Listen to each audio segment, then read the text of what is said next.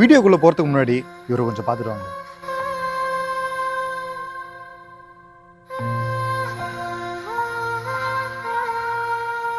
School முடிச்சுட்டு college போற டைம்ல தன்னோட ஃப்ரெண்டோட காரை நான் ஓட்டுறேன்னு சொல்லி வாங்கியிருக்காரு. அந்த கார்ல 6 பேர் பயணம் செஞ்சிருக்காங்க. அவரு ஃபோன் பேசிட்டே கார் ஓட்டன ஒரு சின்ன கவன சிதறனால சைடுல இருக்கிற பேரிகேட்ல காரை எடுத்து போய் இடிச்சிட்டு இருக்காரு. அந்த இடிச்சதுல கார் உள்ள இருக்கிற 5 பேருக்கு சின்ன சின்ன காயங்களோட உயிர் பிழைச்சிட்டு இருக்காங்க. ஆனா ஜெய் கிஷோருக்கு மண்டையில பயங்கரமான அடிபட்டு சுயநினைவே இழந்துட்டாரு. இந்த ஆக்சிடென்ட்க்கு அப்புறம் இவன் எந்திரிக்கிறது ரொம்ப கஷ்டம், அதை விட பிழைக்கிறது ரொம்ப ரொம்ப கஷ்டம்னு டாக்டர் சொல்லிட்டாங்க. இருந்தாலும் கடவுளுடைய கருணையினால இவர் உயிர் பிழைச்சிருக்காரு. இவர் பழைய மாதிரி எழுந்து நடக்கணும்னா அதுக்கு ஒரே வழி பிசியோதெரப்பி தான் சொல்லிட்டாங்க.